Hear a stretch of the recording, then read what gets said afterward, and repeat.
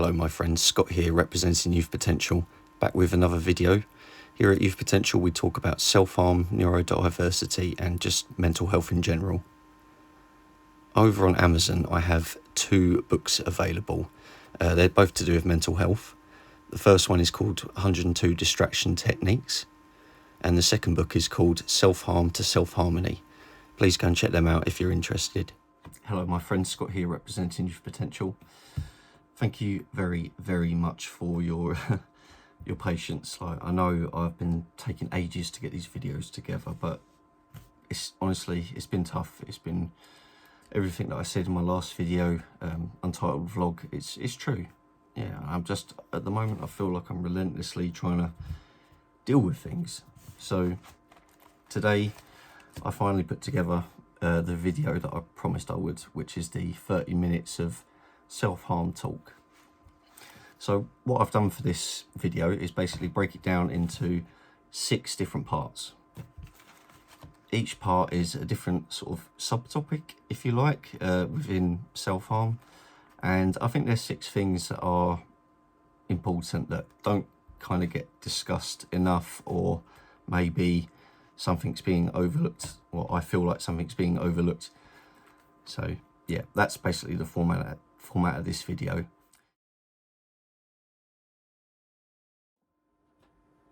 Why is the reason we do anything. As humans, our behaviours are in almost every circumstance driven by a motive, a reason why, basically.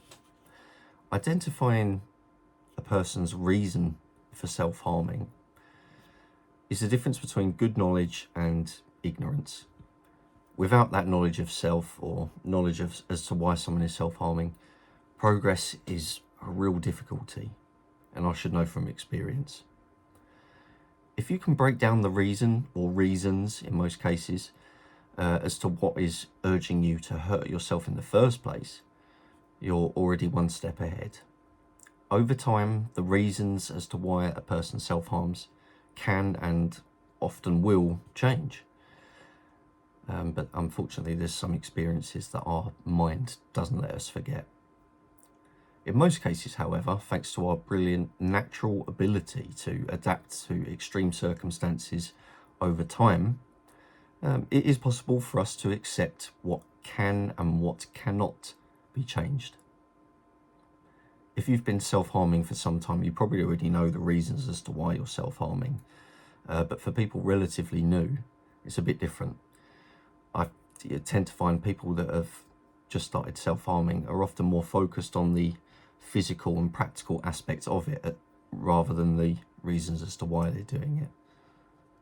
I think that's because, well, from my experience at least, you know, that physical aspect of self-harming is so, you know, it's such a rush and it becomes addictive very, very quickly. With self-harm, there will always be that more objective reason to self-harm, and that's the actual act of turning that mental tension into the physical pain. However, when you dig deep and you put on those subjective set of eyes, you will eventually begin to realise that the reasons why are more are linked to specific traumas that have occurred in a person's life, whether that be past or present, and in some cases the anxiety of what might come. So as an example, my first, from what I remember, the earliest reasons that I had for self-harming in the first place when I was like 15 years old, that was more related to my parents breaking up and being bullied in school. But over time, I can't tell you how many years exactly. Over time, I just, you know, kind of got over those aspects. You know, sometimes I still have those flashbacks every now and then, especially the bullying side of things. But much later in life, my reasons for self-harming changed. When I got to my late 20s, it was more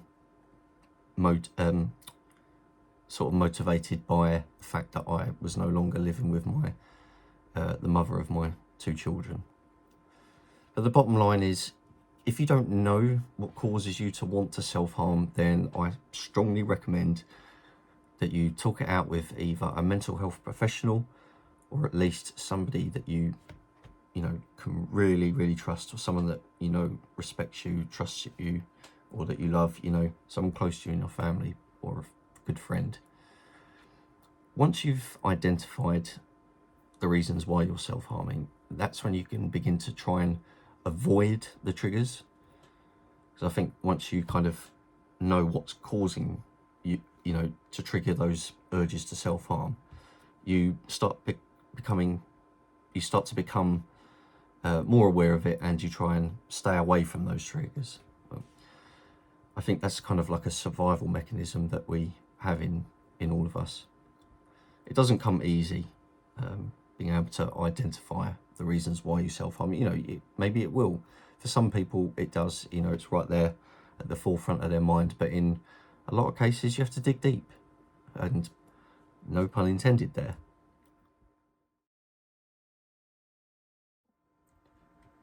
So in this part of the video, I'm going to be talking about the comparisons that sometimes we make when we've self-harmed. Like, we compare ourselves to other people, we compare our problems to other people. So going forward, one trend, if you like, if that's the right word to use, one trend that I've come across many times in my 19 years of being aware of what self-harm is, the trend is people not believing that their self-harm matters. You know, for example, they can look at the damage that they've inflicted upon themselves and just think that it's insignificant, that it's not worthy of help. Yeah. And when it comes to cutting that form of self-harm, I've noticed quite a lot of people, myself included, looking at it and just thinking it's not deep enough or not wide enough, you know. This trend, you know, it can be likened to the old age mistake, if you like, of measuring your problems against someone else's. As humans, we often make comparisons. We make contrasts between a lot of things. We can look at our self-harm and think, and oftentimes we can see scars or maybe healing wounds of someone who's self-harmed, and we look at it and we can often find ourselves thinking, I've not done enough damage to myself. It's bizarre. I'm not quite sure why we make those comparisons, but we just do. And it isn't just us as well. It can sometimes come from people around us, giving that sort of, like, you know, that toxic energy. Have you ever heard someone say to you, oh, there are starving children in Africa, you know, who have it much worse than you do? Like, why are you self-harming? It's not good. It's not good whether you're making comparisons for yourself or other people are making comparisons on your behalf. It's dangerous. When I was younger, I remember being, you know, sort of told, like, you've got all this stuff around you, why are you miserable, why are you self-harming, you know, you've got all these opportunities, all this help around you, all this love and support. And yeah, it just didn't help. I'm sure I'm not the only person that has had that said to them. Whether you're a person that is struggling with self-harm or you know someone who's struggling with self-harm, please don't gaslight yourselves or don't gaslight other people and say things like, oh, you know, you haven't got it that bad, other people have got it worse.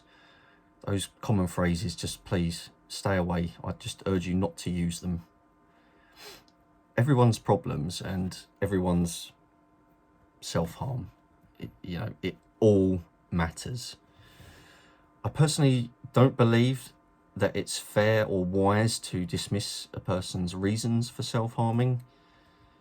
Like, as I say, you can't gaslight yourself, you can't gaslight other people. If someone self-harms, they self-harm. Yeah, it all matters, and you shouldn't realistically question it. I mean, I think that's something that's down to the individual. You know, I think about, you know, I reflect upon self-harm all the time. You know, sometimes I come away from it thinking I've learned something. Sometimes I feel like, you know, it's just another occurrence, basically. Though I don't agree with people, and this is something that doesn't happen too often, thankfully, but it does happen. I don't agree with people using self-harm as a tool for manipulation or blackmail. Yeah, it's not fair on people that are genuinely struggling, that, you know, haven't got access to help or whatever. It's, you know, it's a bit of an insult.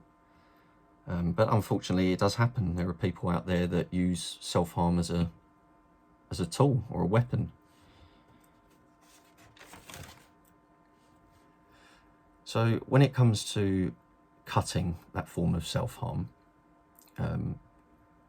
it's something that I've experienced myself, and something that I'm sure pretty much everyone has experienced that self-harms, obviously. And that is seeing another person's self-harm, like I touched upon it earlier, you know, seeing another person's scars in a public place, like, or maybe you see a picture online or something like that. Depending on how resilient that individual is when they see other people's self-harm, scars or cuts or damage or whatever, how resilient that person is will sort of determine how they judge their own self-harm. Yeah, I just think it's, you know, it's a common experience that you look at your self-harm and you compare it to other people's, and you just think, no, this isn't, I haven't done enough, I need to self-harm more.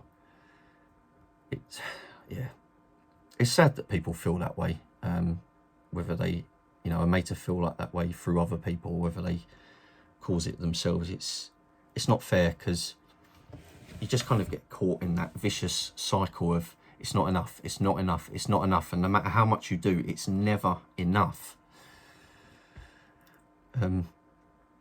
Over the years, the term baby cuts has been used to describe small, in what people deem insignificant cuts. I'm sure you've heard the term baby cuts. You know, it's been thrown around quite a lot the last few years. But in reality, there is no such thing as baby cuts. You know, what really matters at the end of the day is that that person was prepared to destroy themselves in order to relieve some tension. Yeah. So if you're ever looking at your cuts or wounds or scars or whatever and thinking these baby-sized cuts or scars aren't good enough, please challenge yourself and try and remember that all self-harm matters. All self-harm matters and is worthy of help and recognition.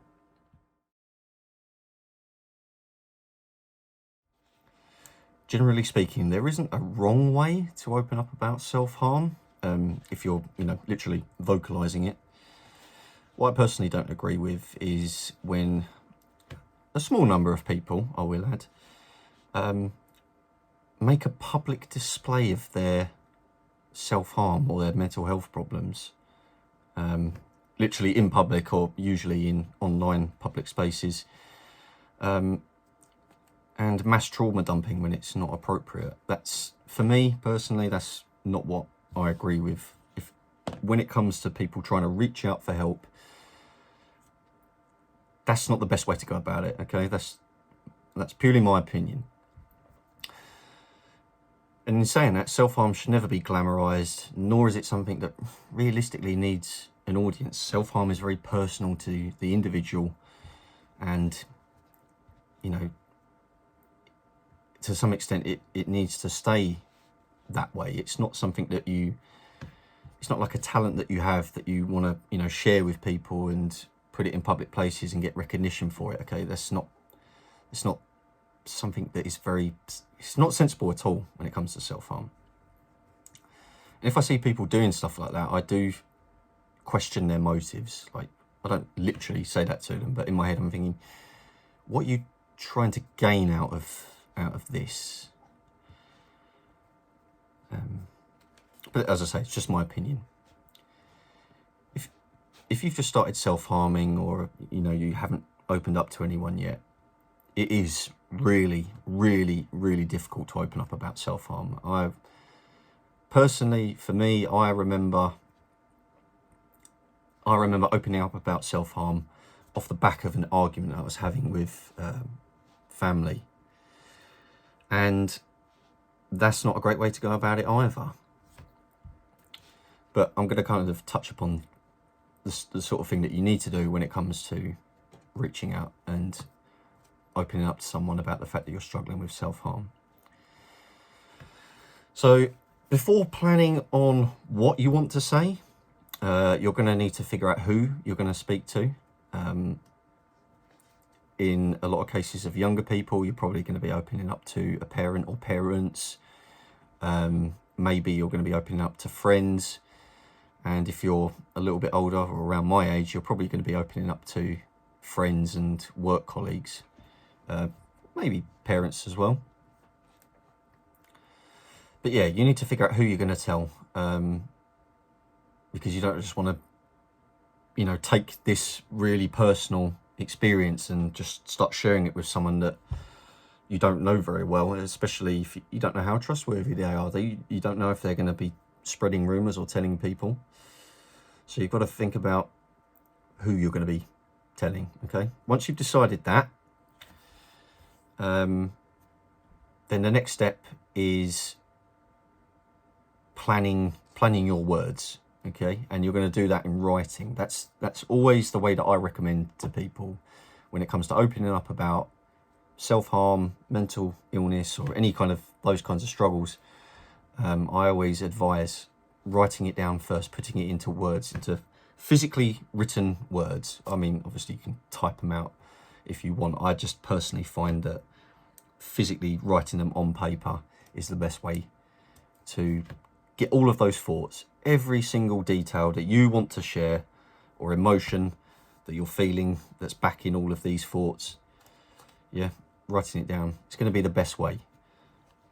It's going to give you a lot more confidence, because everything that you've always wanted to say or feel that you should say, it's going to be compacted down into this piece of paper, and you won't have to worry so much about, oh shit, did I say that? Did I not say that?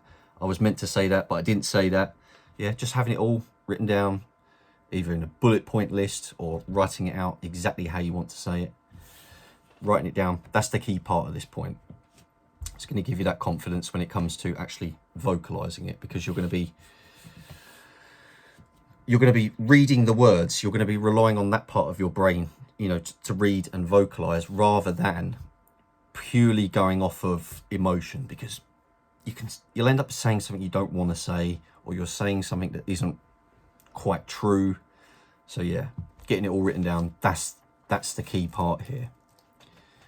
Okay, what you wish to say is entirely up to you when you're writing out your letter, your notes, your diary entry, your email, whatever you want to call it.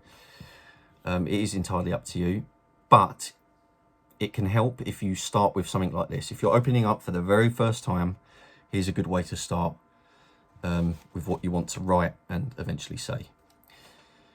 I have something important that I want to share with you, and I ask that you don't judge me. What I want and need is your help. And then say what you want to say. Okay, I think that's a perfectly reasonable way to open up. And I say this, I have something important that I want to share with you, and I ask you that you don't judge me. I say that because in my experience, a lot of people, when discussing opening up to someone about it, the first thing that normally gets thrown back at me is, oh, they won't listen, or they just think I'm attention seeking or whatever.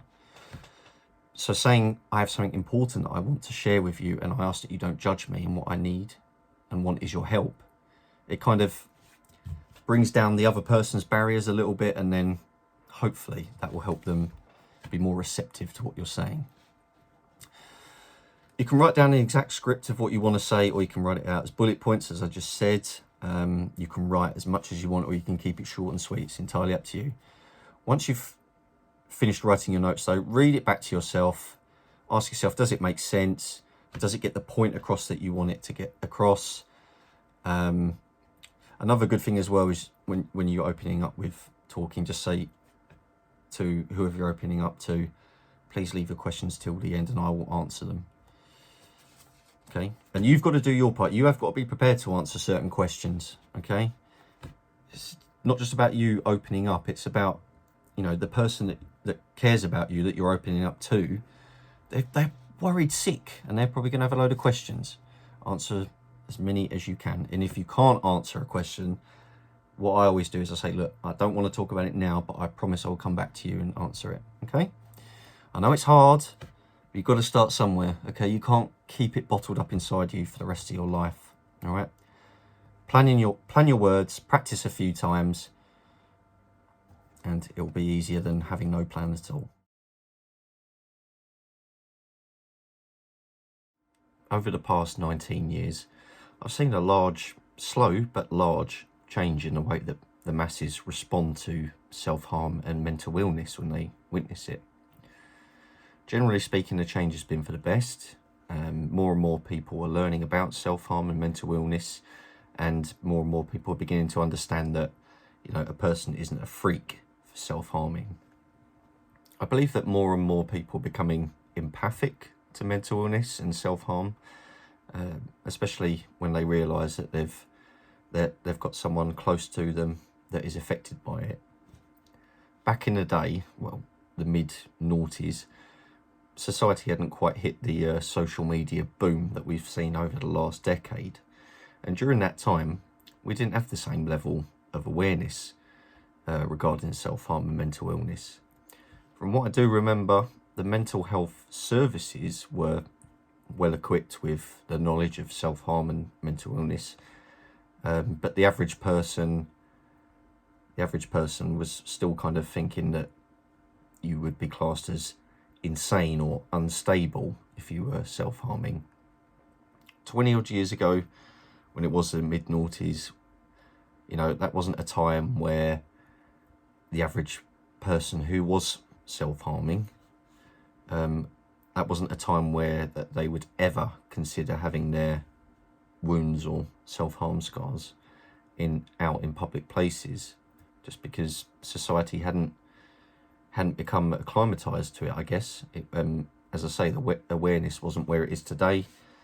So yeah, I don't think myself or anyone back then would have had their scars out in public. Anyway, enough about the history lesson. The question is it okay to have scars or healing wounds out in public? And I don't just mean any kind of scars or wounds, I'm talking about self-harm, obviously. Personally, I believe that every single person that self-harms has the right to have their scars out, their wounds, whatever stage they're at, to some degree. If that person wants to choose that, they should have that right. But if you choose to do so, you must understand that there's a probability that people in public places will look, and you'll probably catch them looking. From my own experience, people tend not to stare generally, especially when they catch you looking at them. In an ideal world, it'd be great if people didn't stare, but to be honest, most people, in my experience, most people are staring out of curiosity more than judgment. I very rarely catch someone looking at my scars or whatever and then having that look of disapproval on their face. It's more curiosity and even sympathy at times. When it comes to fresh wounds though, as in, like, you know, they're still bleeding or whatever, personally, I don't have them on show. I would never have them on show when they're at the stage where they haven't scabbed over yet. I think it's important to practice, you know, good hygiene when it comes to self-harm. And I think at that stage, you're still mentally kind of distraught from the self-harm. You're still dissociating. You're not nowhere near stable enough to be sort of considering good hygiene. So I think it's safer and more sensible if when you're at that stage that they're covered in dressings or whatnot. But that's just me. That's what I would do. It's your call whether you have them out on display, but you just have to be realistic and be prepared for people to look. That's how it is. But overall, yeah, I think everybody should have the right to have their scars or wounds out.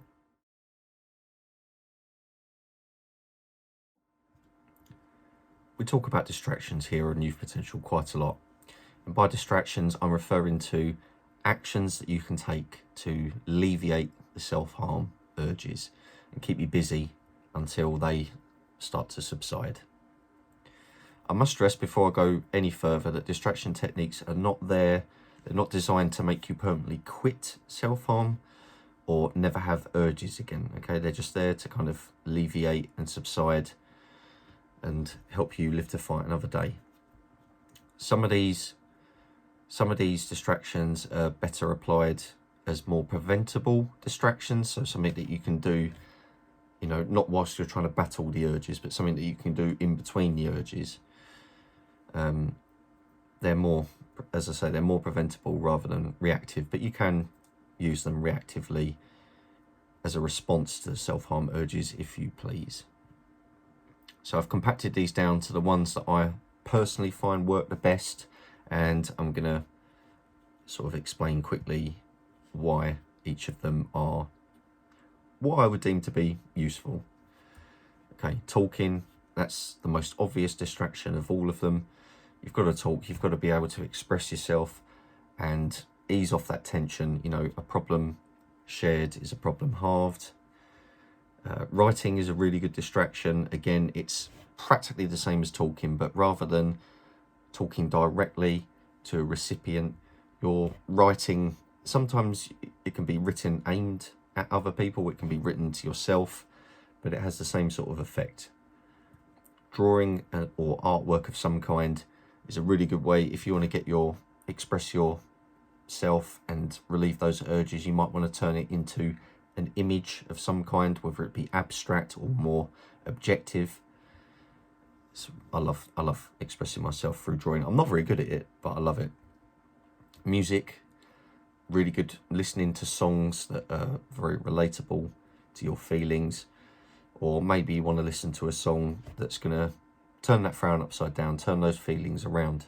It's entirely up to you, but it's hard not to listen to music and be, you know, emotionally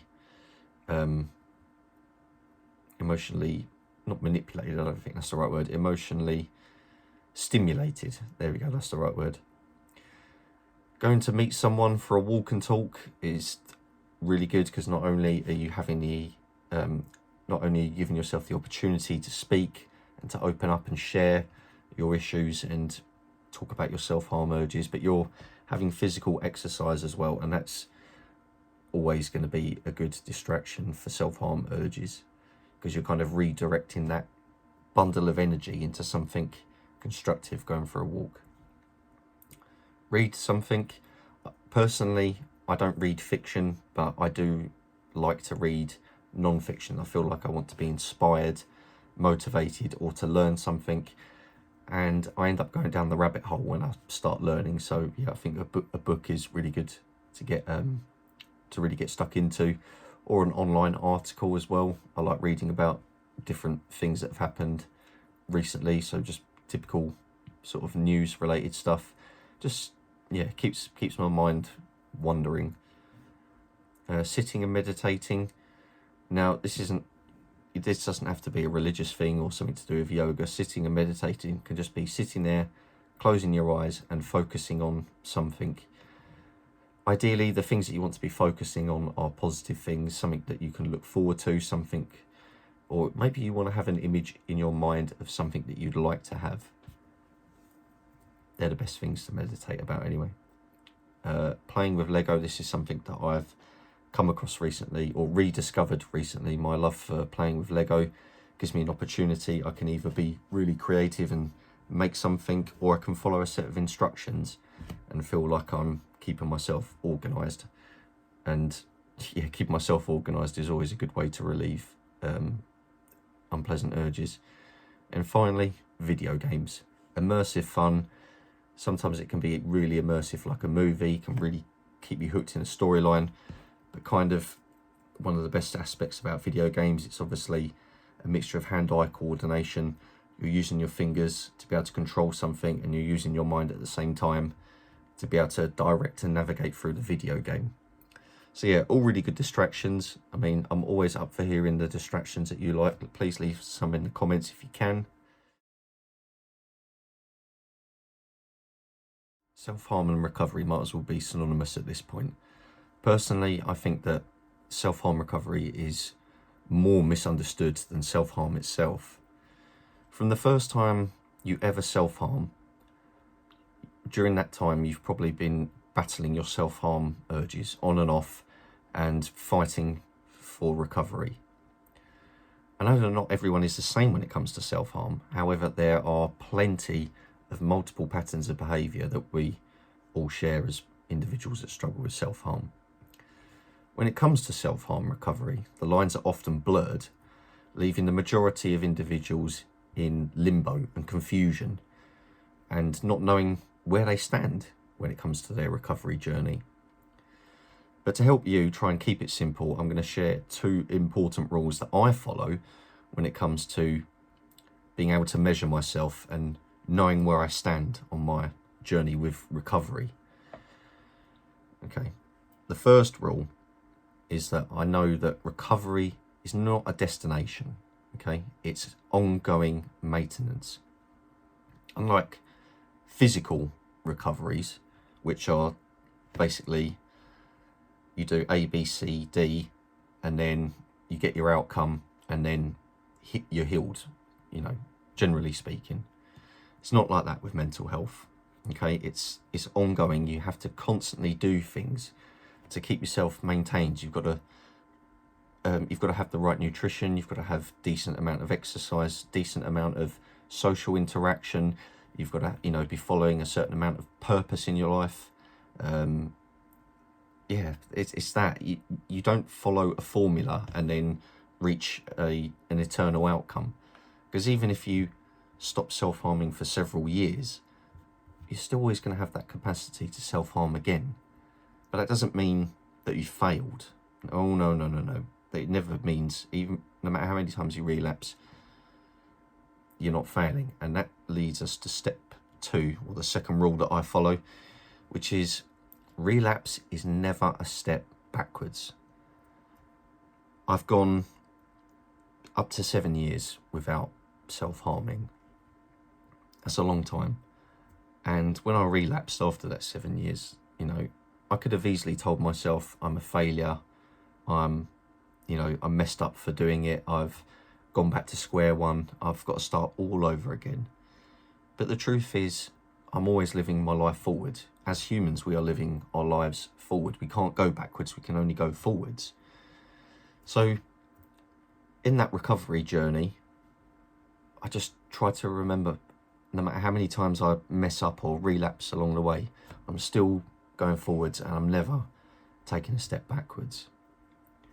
I know that's easier said than done, being able to apply both those rules, but the more you try and live your life as an infinite game as opposed to a finite game, the better chance you're going to have taking each day one day at a time, slowing down and not always comparing yourself and thinking, oh, I've self-harmed maybe today, maybe I self-harmed yesterday, and I'm in that constant state of recovery, and every time I relapse I'm back at square one. If you're measuring your life like that, you're going to be stuck in that vicious cycle forever, I promise you. And I know that because I've been there and done it myself. But no, I stick to these 2 rules. Recovery isn't a destination, it's ongoing maintenance. And relapse is never a step backwards. Okay, everybody, thank you very much for watching this video. I know it's been a long time coming, but it's been important for me to make this video because of the nature of the topic. And I wanted to emphasize some points that I've made before, and I've wanted to emphasize some points that I don't make enough. It's been difficult to make this video. Honestly, I've been undergoing my own personal situations and fighting my own personal demons, but we got there in the end, and yeah, I'm glad to have made this video. Okay, my friends, again, thank you very much for watching. Thank you for your patience, and I hope you look forward to the next video. Yeah, there'll be some updates soon. Take care, everyone. All the best.